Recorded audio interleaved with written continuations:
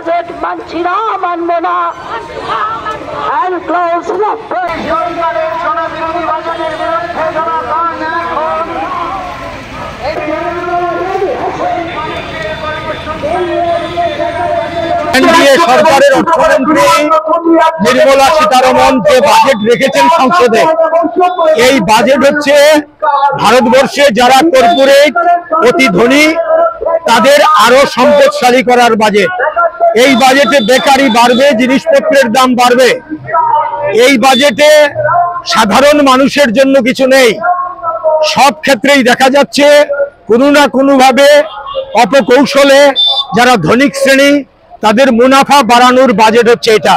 অতএব এই বাজেট জনবিরোধী, এই বাজেট আমরা মানছি না। এই বাজেটের বিরুদ্ধে আমরা সিপিআইএম আজকে গোটা রাজ্যে আগরতলা শহরে আমরা প্রতিবাদ জানাচ্ছি। আমরা মিছিল এবং সভা করে জনগণের সামনে এই বাজেট যে জনবিরোধী তা আমরা উন্মোচিত করব, তুলে ধরব।